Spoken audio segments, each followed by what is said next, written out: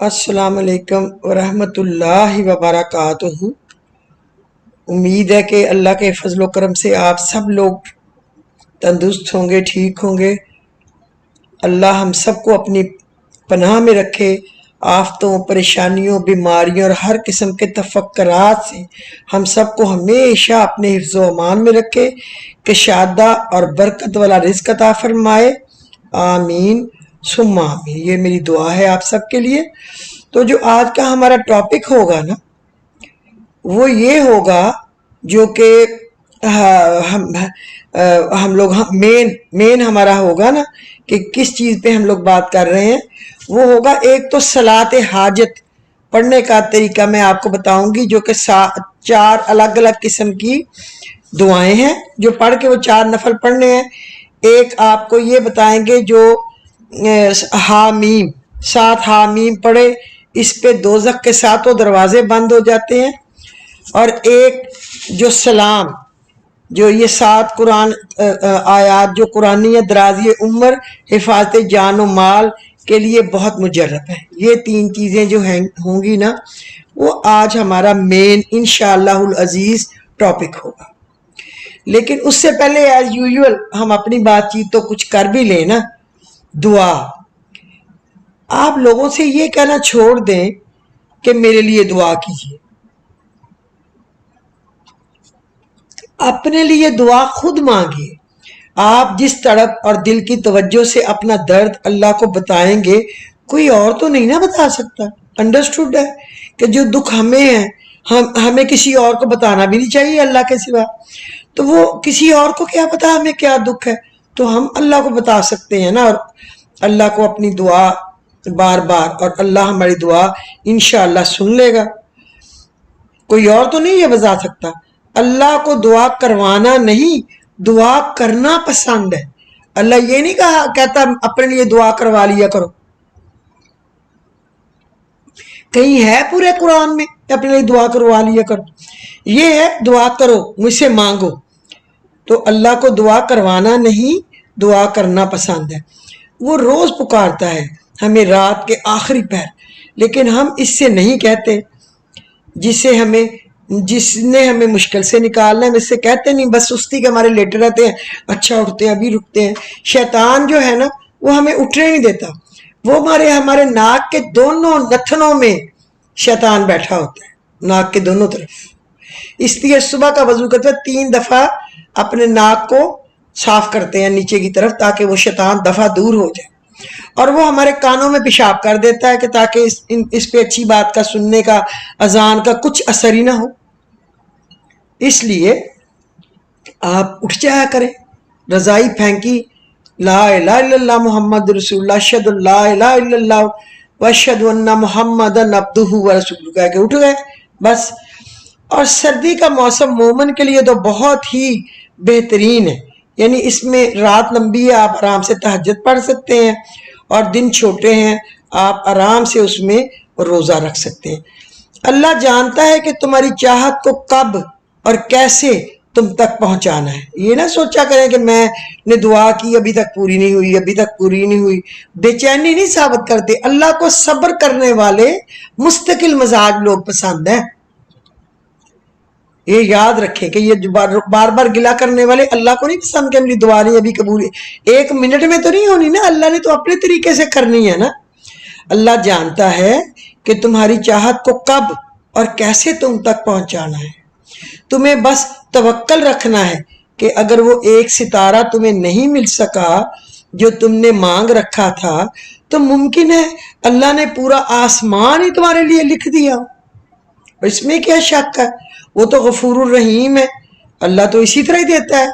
आपके सोचों से, वहम व गुमान से भी ज्यादा तवक्कल रखे, मजबूत पाँव के साथ मांगे, यकीन रख के कि जिससे मैं मांग रहा हूं वो इन्नल्लाह अला कुल्ली शैइन कदीर है। जिससे मैं मांग रहा हूं वो कुन कहेगा तो फायकून है। जिससे मैं मांग रहा हूं वो कंट्रोलर है। उसकी मर्जी के बगैर सूखा पत्ता जमीन पे नहीं गिरता। इसलिए मैं खाली कैसे रहूंगा? मैं तो नहीं रहूंगा।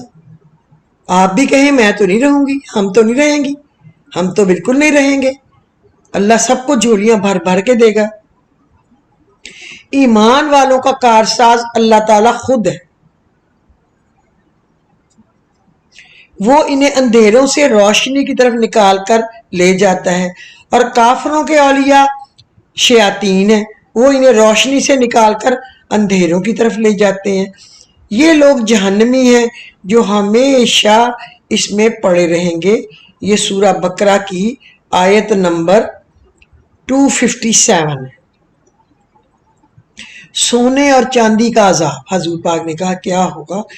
جو لوگ سونا چاندی جمع کر کے رکھتے ہیں مگر اسے اللہ کی راہ میں خرچ نہیں کرتے تو آپ انہیں دردناک عذاب کی خوشخبری سنا دیجئے۔ اللہ کہہ رہا ہے سورہ توبہ میں آیت نمبر 34 میں نبی اکرم صلی اللہ علیہ وسلم کو کہ انہیں دردناک عذاب کی خوشخبری سنا دیجئے۔ افضل دن کا بہترین عمل، جو حضور پاک صلی اللہ علیہ وسلم نے فرمایا تمہارے دنوں میں سے افضل ترین دن جمعہ کا دن ہے، پس جمعہ کے روز مجھ پر کثرت سے درود شریف پڑھا کرو اور سورہ کہف پڑھا کرو اور اس کی آیت نمبر 10 ربنا آتینا من لدنک رحمتم وہیئ لنا من امرنا راشدا، اے پروردگار ہم کو اپنی رحمت خاص سے نواز اور ہمارا معاملہ درست فرما دے، آمین۔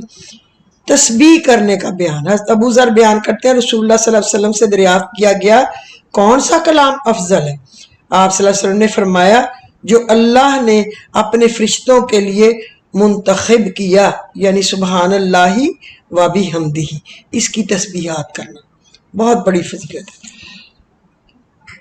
حضرت ابو ہریرہ رضی اللہ تعالیٰ عنہ بیان کرتے ہیں کہ ایک دیہاتی کھڑا ہو کر مسجد میں پیشاب کرنے لگا تو لوگ اس پر جھپٹنے لگے۔ یہ دیکھ کر رسول اللہ صلی اللہ علیہ وسلم نے لوگوں سے فرمایا اسے چھوڑ دو اور اس کے پیشاب پر پانی کا بھرا ہوا ڈول بہا دو، کیونکہ تم آسانی کرنے کے لیے بھیجے گئے ہو، دشواری کے لیے نہیں بھیجے گئے۔ روزانہ سوچا کریں شام کو بیٹھ کے کہ کیا آج ہم نے لوگوں کے لیے، اپنے نبی کی امت کے لیے کوئی آسانی کی، کسی ایک کے لیے، کسی دو کے لیے کچھ آسانی کی، کچھ فائدہ کیا، تو پھر آپ کو شوق بڑھتا جائے گا۔ میں تو یہ غور کیا ہے میں نے۔ حضور اکرم صلی اللہ علیہ وسلم نے ارشاد فرمایا قیامت کے دن لوگوں میں سے میرے صلی اللہ علیہ وسلم زیادہ قریب وہ ہوگا جس نے دنیا پہ مجھ یعنی صلی اللہ علیہ وسلم پر درود زیادہ پڑھا ہوگا، وہی قیامت کے دن حضور پاک کے قریب ہوگا۔ اور کامیاب وہی ہیں جو اللہ اور رسول کی فرما برداری کریں اور اللہ سے ڈریں اور اس کی نافرمانی سے بچیں، اور یہ کہتے ہیں رحمان کا بیٹا ہے۔ یہ بہت ہی بری بات ہے جو تم زبان پر لاتے ہو۔ قریب ہے ایسا کہنے پر آسمان پھٹ جائے اور زمین شک ہو جائے اور پہاڑ ریزہ ریزہ ہو جائے کہ انہوں نے رحمان کے لیے بیٹا ہی تجویز کر ڈالا، اور رحمان کو شایان نہیں کہ کسی کو بیٹا بنائے۔ جتنے بھی انسان ہیں زمین و آسمان میں سب کے سب بندے بن کر حاضر کیے جائیں گے۔ کلمہ گو مشرک کے لیے نبی کریم صلی اللہ علیہ وسلم کی شفاعت نہیں ہوگی۔ رسول اللہ نے فرمایا ہر نبی کی ایک دعا قبول ہوتی ہے، اور میں نے اپنی دعا اپنی امت کی شفاعت کے لیے محفوظ کر رکھی ہے۔ اس دعا کا فائدہ انشاءاللہ امت کے ہر شخص کو حاصل ہوگا جس نے مرنے سے پہلے اللہ کے ساتھ کسی کو شریک نہ کیا ہو۔ جس نے جمعے کے دن غسل کیا تو اگلے جمعہ تک کے لیے گناہ و معصیت کی زندگی سے پاک ہو گیا۔ نبی کریم صلی اللہ علیہ وسلم نے فرمایا قیامت قائم نہ ہوگی یہاں تک کہ ایک شخص دوسرے کی قبر کے پاس سے گزرے گا اور کہے گا کاش میں اس کی جگہ ہوتا۔ اللہ معاف کرے، یعنی زندگی اتنی بدترین ہو جائے گی کہ قبر کے پاس سے گزرتے ہوئے لوگ کہیں گے کاش میں ان کی جگہ ہوتا۔ اللہ معاف کرے۔ جمعہ کے دن کی نماز فجر، حضرت عبداللہ بن عمر رضی اللہ تعالی عنہ سے روایت ہے کہ رسول اللہ صلی اللہ علیہ وسلم نے فرمایا اللہ کے ہاں سب نمازیوں سے افضل جمعے کے دن فجر کی نماز باجماعت ادا کرنا ہے۔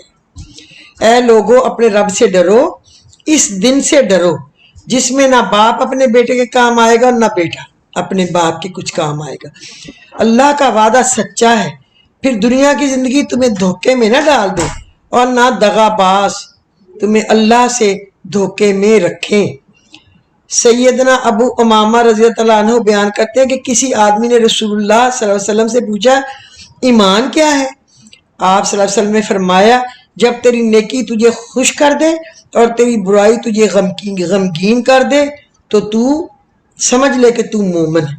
اے ایمان والو اللہ تعالیٰ سے ڈرو اور جو سود باقی رہ گیا ہے وہ چھوڑ دو اگر تم سچ مچ ایمان والے ہو، اور اپنے آپ کو اپنے ہاتھوں ہلاکت میں نہ ڈالو۔ خالق سے اچھا تعلق اور مخلوق سے اچھا برتاؤ کرنا مومن کی نشانی ہے۔ رب العزت آپ کو دین اور دنیا کی دولت سے مالا مال کرے اور روز محشر سرکار دو جہاں صلی اللہ علیہ وآلہ وسلم کی شفاعت نصیب کرے، آمین یا رب العالمین۔ لوگوں نے پوچھا یا رسول اللہ کون سا اسلام افضل ہے؟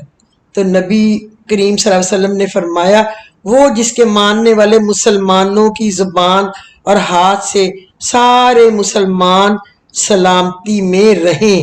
سوچے وہ مسلمان ہے، یہ نہیں کہ نماز قرآن حج عمرے پہ عمرے ہوتے جا رہے ہیں لیکن لوگوں کو گالیاں ذلیل کرنا، مارنا، ظلم کرنا، ان کو تنگ کرنا، ان کی زندگی اجیرن بنانا۔ یہ ہم سوچے کہ ہم میں سے کون ہے جو یہ کر رہا ہے اور کون ہے جو اس کے الٹ چل رہا ہے۔ جب جمعہ کا دن آتا ہے تو فرشتے اس دن مسجد کے دروازوں پر بیٹھ جاتے ہیں اور جو جمعہ کے لیے آتا ہے اسے لکھتے ہیں، اور جب امام خطبہ دینے کے لیے نکلتا ہے تو فرشتے رجسٹر لپیٹ دیتے ہیں، پھر نہیں وہ لکھتے کون آیا کون نہیں آیا۔ رسول اللہ نے فرمایا جنت میں 100 درجے ہیں اور ہر 2 درجہ کے درمیان اتنا ہی فاصلہ ہے جتنا آسمان اور زمین کے درمیان ہے۔ درجہ کے اعتبار سے فردوس اعلیٰ جنت ہے، اسی سے جنت کی 4 نہریں بہتی ہیں اور اسی کے اوپر عرش ہے۔ لہٰذا جب تم اللہ سے جنت مانگو تو فردوس جنت الفردوس مانگو۔ یا اللہ ہم کو، ہمارے ماں باپ کو، اور جتنے بھی مسلمان آج تک پیدا ہوئے ہیں اور جتنے بعد میں پیدا ہوں گے سب کو اپنے فضل سے جنت الفردوس عطا فرمانا رب العالمین۔ جو شخص مرنے کے بعد وراثت میں قرآن مجید چھوڑ گیا، کوئی مسجد بنا گیا یا مسافروں کے لیے مسافر خانہ بنوا گیا یا کوئی نہر جاری کر گیا یا زندگی اور صحت کی تندرستی کی حالت میں اپنے مال سے کوئی صدقہ نکال گیا تو اس کا ثواب اس کے مرنے کے بعد بھی اسے ملتا رہے گا۔ تو کون کہتا ہے جب بندہ مر جاتا ہے تو اس کے رجسٹر بند ہو جاتے ہیں؟ اگر بند ہو جاتے ہیں تو پھر اولاد یا باقی دوست رشتہ دار صدقہ جاریہ کس طرح ہوئے؟ نہیں ہوئے نا۔ تو یہ صدقہ جاریہ نیک کاموں کا چلتا رہتا ہے۔ معراج کی رات میری ملاقات حضور پاک نے فرمایا ابراہیم خلیل اللہ علیہ السلام سے ہوئی۔ انہوں نے فرمایا اے اللہ تعالیٰ کے حبیب صلی اللہ علیہ وسلم اپنی امت کو میرا سلام پہنچائے اور انہیں میرا ایک پیغام دے کہ جنت کی مٹی بڑی زرخیز ہے اور جنت کا پانی بہت میٹھا اور وہ صاف میدان ہے، لہذا جنت میں زیادہ سے زیادہ درخت لگاؤ اور جنت میں باغ لگانے کے لیے خوب پڑھو سبحان اللہ والحمد للہ ولا الہ الا اللہ واللہ اکبر، یہ بہت زیادہ پڑھو۔ جو شخص اللہ سے ڈرتا ہے وہ کبھی بدلہ نہیں لیتا۔ حسد کرنے والا موت سے پہلے مر جاتا ہے۔ کسی پر اعتماد نہ کرو جب تک اسے غصے میں نہ دیکھ لو۔ موت کو یاد رکھنا دل کی تمام بیماریوں کی دوا ہے۔ خوشی انسان کو اتنا سکھاتی ہے، اتنا نہیں سکھاتی جتنا غم سکھاتا ہے۔ ایک دن بیماری نے دولت سے کہا تم کتنی خوش نصیب ہو، ہر کوئی تمہیں پانے کی خواہش کرتا ہے، کوشش کرتا ہے، اور میں کتنی بد نصیب ہوں، ہر کوئی مجھ سے دور بھاگتا ہے۔ دولت بولی خوش نصیب تو تم ہو جس کو پا کر لوگ اپنے خدا کو یاد کرتے ہیں، بد نصیب تو میں ہوں جس کو پا کر لوگ خدا کو بھول جاتے ہیں۔ چلیں جی، اب ہم اپنے آج کے ٹاپک پہ آتے ہیں۔ صلاۃ الحاجات، اس کے 4 نفل ہوتے ہیں۔ 4 نفل قضائے حاجت کی نیت کر کے پڑھتے ہیں۔ پہلی رکعت میں سورۃ فاتحہ اور سورۃ اخلاص کے بعد 100 مرتبہ آپ نے آیت کریمہ پڑھنی ہے، لا الہ الا انت سبحانک انی کنت من الظالمین، تیرے سوا کوئی معبود نہیں، تیری ذات ہر قسم کے عیب سے پاک ہے، بے شک میں ظلم کرنے والوں میں سے ہوں۔ یہ پہلی میں پڑھنی ہے۔ دوسری رکعت میں سورۃ فاتحہ اور سورۃ اخلاص کے بعد 100 مرتبہ یہ پڑھنا ہے، ربی انی مسنی الضر و انت ارحم الراحمین۔ یہ اوپر والی حضرت یونس کی دعا ہے جب وہ مچھلی کے پیٹ میں تھے، یہ نیچے والی جو ہے حضرت ایوب کی دعا ہے جب ان کو بیماری لگ گئی تھی اور ان کی ساری جلد جو تھی وہ گل گئی تھی۔ اے میرے پروردگار، مجھے تکلیف نے آ لیا ہے، حالانکہ تو سب سے زیادہ رحم کرنے والا ہے۔ تیسری رکعت میں سورۃ فاتحہ اور سورۃ اخلاص کے بعد 100 مرتبہ یہ آیت پڑھے، وَأُفَوِّضُ أَمْرِي إِلَى اللَّهِ إِنَّ اللَّهَ بَصِيرٌ بِالْعِبَادِ، میں اپنے تمام امور اللہ کی سپرد کرتا ہوں، بے شک اللہ اپنے بندوں کو دیکھنے والا ہے۔ چوتھی رکعت میں سورۃ فاتحہ اور سورہ اخلاص کے بعد 100 مرتبہ یہ آیت پڑھیں، حسبنا اللہ و نعم الوکیل نعم المولا و نعم النصیر۔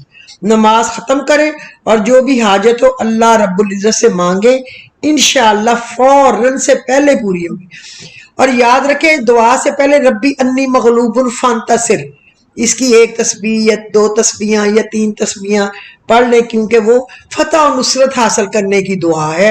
اے اللہ میں دب گیا، تو میری مدد کر، اے اللہ میں کمزور ہوں، پس تو میری مدد کر، وہ فتح و نصرت کی دعا۔ چلیں اب دوسری بات کی طرف آتے ہیں، جو حامیم، جو شخص ان 7 حامیم کو پڑھا کرے اس پر دوزخ کے 7 دروازے بند ہو جائیں گے انشاءاللہ۔ حامیم تنزیل الکتاب من اللہ العزیز العلیم، حامیم تنزیل من الرحمن الرحیم، حامیم عین سین کاف، حامیم والکتاب المبین، حامین والکتاب المبین، انا انزلناہ فی لیلۃ مبارکۃ انا کنا منذرین، حامیم تنزیل الکتاب من اللہ العزیز الحکیم، حامیم تنزیل الکتاب من اللہ العزیز الحکیم۔ یہ جو ہے یہ آپ نے 7 حامیم کو آپ نے پڑھنا ہے، جہنم کے دروازے بند ہو جائیں گے۔ آپ نے ان کو 11 بار پڑھنا ہے۔ اب میں آپ کو بتاؤں یہ جو سلام ہے، اگر آپ یہ پڑھیں گے نا تو یہ عمر دراز کے لیے، حفاظت جان و مال کے لیے، بیماری ختم کرنے کے لیے، صحت حاصل کرنے کے لیے یہ بہت مجرب ہے۔ یہ سلام ہے، ساتھ ان کو بھی 11 دفعہ پڑھنا چاہیے۔ سلامن، پھر سانس لینا، توڑنا ہے سانس کو، سلامن قولا من رب الرحیم۔ پھر پڑھنا ہے سلامن علی نوح فی العالمین، پھر سلامن علی ابراہیم، اگلا ہے سلامن علی موسیٰ و ہارون، سلامن علی الیاسین، سلامن علیکم طبتم فادخلوہا خالدون، سلامن ہی حتی مطلع الفجر۔ صرف پہلا جو ہے نا سلامن قولا من رب الرحیم، اس میں وقف لازم ہے، سلام ان کے بعد رکنا ہے، باقی آپ نے ان کو جوڑ کے پڑھ لینا ہے۔ اور پھر سب کچھ پڑھنے کے بعد حسبنا اللہ و نعم الوکیل اللہ توکلنا، اللہ میرے لیے کافی ہے، بہترین کارساز ہے، اور بس پھر میں نے اسی پہ صرف بھروسہ کیا۔ یہ آپ نے پڑھنا ہے۔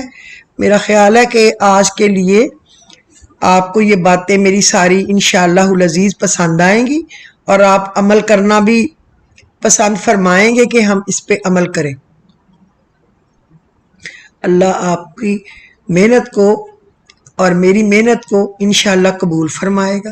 بس کوشش کریں کہ گھر میں حلال رزق آئے اور زیادہ تر باوضو رہنے کی کوشش کریں، کسی کا دل نہ دکھائیں، اپنے ملازموں سے، اپنے آپ کے نیچے جو بھی کام کرنے والے لوگ ہیں ان سے بڑی محبت سے، بڑی شفقت سے پیش آئیں۔ تو اللہ بڑا غفور الرحیم ہے، اللہ ہم پہ رحم فرمائے گا، ہماری دعاؤں کو شرف قبولیت بخشے گا۔ تو اگر آج کا ایپیسوڈ پسند آیا ہو تو آپ اس کو لائک اور شیئر کر دیجئے، اور اگر آپ کے قیمتی وقت میں وقت ہو تو سبسکرائب کر دیجئے اور کچھ لوگوں کو سینڈ کر دیں۔ خدا حافظ۔